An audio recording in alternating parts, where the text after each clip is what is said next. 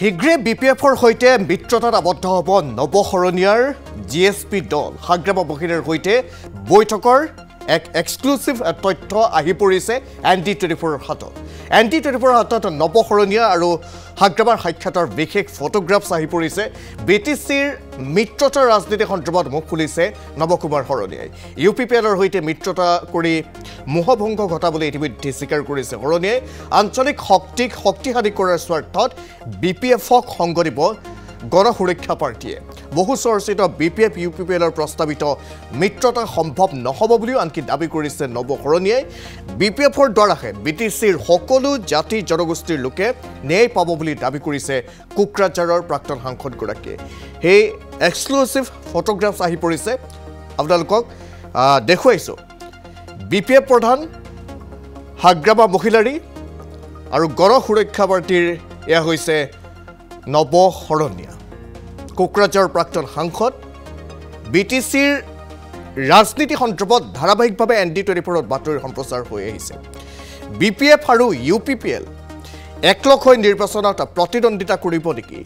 এইসমূহ বিষয় চৰ্চালৈ আহিছে কাৰণ এফচুৰ সভাপতি দীপেন বৰুৱে এই কথা ইতিমধ্যে তাৰ এটা ইংগিত প্ৰদান কৰিছে আৰু উদ্যোগ লোৱাৰ কথা উল্লেখ কৰিছে আৰু তাৰ মাজতে এখন বিশেষ ফটোগ্ৰাফছ দেখুৱাইছো ইউপিপিএলৰ সৈতে যেন এক প্ৰকাৰ মোহভংগ ঘটিছে গণসুৰক্ষা পাৰ্টিৰ নৱকুমাৰ শৰণীয়াৰ আৰু সেইবাবে বিপিএফৰ সৈতে সামিল হোৱাৰ প্ৰাৰম্ভিক পৰ্যায়ে যেন ইতিমধ্যে আৰম্ভ হৈছে প্ৰাথমিক কথা বতৰা যেন ইতিমধ্যে আৰম্ভ হৈছে তাৰ এক প্ৰমাণ স্বৰূপে আপোনালোকক এই বিশেষ ফটোগ্ৰাফছখন দেখুৱাইছো বিটিচিৰ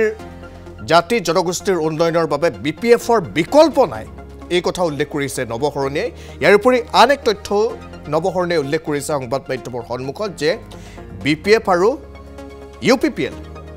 একত্ৰিত হোৱাটো সম্ভৱ নহয় এই কথা উল্লেখ কৰিছে কোকৰাঝাৰৰ প্ৰাক্তন সাংসদগৰাকী আমি আশা কৰিছিলোঁ যে বিগত সময়খিনিত যে ইভেন আমি ইউপিপিএলক ছাপোৰ্ট কৰিছিলোঁ আমি আশা কৰিছিলোঁ যে তেওঁলোকে কিছুমান ভুলৰ নিশ্চয় শুধৰণি কৰিব কিন্তু মই ভাবোঁ যে তেওঁলোকে আকৌ এটা ওলোটা ৰাজনীতি কৰিছে আৰু তেওঁলোকে আচলতে কোনো জাতি স্বাৰ্থত তেওঁলোকে কেৱল ক্ষমতা স্বাৰ্থত কৰিছে যে সেইটো কিন্তু এইটো কেতিয়াও মানে হোৱাটো সম্ভাৱনা নাই যে যদি সঁচাকৈ ৰাষ্ট্ৰীয় দলৰ জেগাত বিটিচি ৰাইজে যদি গোটেই নিজৰ বিষয়খিনি সমস্যা সমাধান কৰিব পাৰে তেতিয়া নিশ্চয় আমিও দ্বিমত নহয় আমিও তাত আছোঁ আমাৰ অভাৰঅল যিখিনি আমাৰ ৰাইজৰ কথা যে আমি প্ৰমোদ বড়ো ডাঙৰীয়াক ছাপোৰ্ট কৰাৰ পিছত আমি আশা কৰিছিলোঁ যে বিগত সময়খিনিত যিখিনি সমস্যা সমাধান নহ'লে সেইখিনি সমাধান হ'ব বিশেষকৈ ভূমিৰ সমস্যা এই যে গাঁও কৰ্তনৰ সমস্যাটো একেলগে আপুনি দেখিছে যে তেওঁলোকৰ দিনত কলেজ 10খন কলেজ ল'লে কিন্তু য'ত অসমীয়া মাধ্যমত পঢ়ি অহা কলেজত পঢ়া থমনা কলেজখন তেওঁলোকে কিন্তু নল'লে গতিকে তেওঁলোকৰ এইবিলাক কাম কাজৰ পৰা এটা কথা আমাৰ শুভাংশী সমৰ্থকসকলে এটা কথা কৈছে যে এইবাৰ কিন্তু ইউপিপিএলক ক্ষমতাৰ পৰা কি কয় আঁতৰাব লাগে দৰকাৰ হ'লে হাগ্ৰামা মহিলাৰ লগত আমাৰ জিএছপিৰ কি কয় এলায়েন্সৰ কথাটো ইতিমধ্যে চৰ্চিত হৈছে আৰু মই ভাবোঁ এনেকুৱা ডিৰেকশ্যনত আহি থকা দিনবিলাকত বিষয়খিনি আগবাঢ়িব গতিকে যিহেতু হাগ্ৰামা মহিলা ডাঙৰীয়া এটা যথেষ্ট পলিটিকেলি মেচিউৰ হৈছে বা তেওঁলোকে নিজেও কৈছে যে ভূমি আদি সমস্যাখিনি আমি সমাধানৰ আগভাগ ল'ম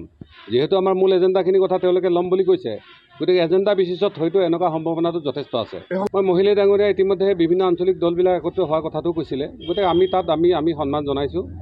যে এনেকুৱা ধৰণৰ আঞ্চলিক শক্তিবিলাক ৰাজনীতিৰ স্বাৰ্থৰ ঊৰ্ধত গৈ লগ খালে আমি নিশ্চিতভাৱে তাত পজিটিভলি লৈ কেনে আমি আগবাঢ়িম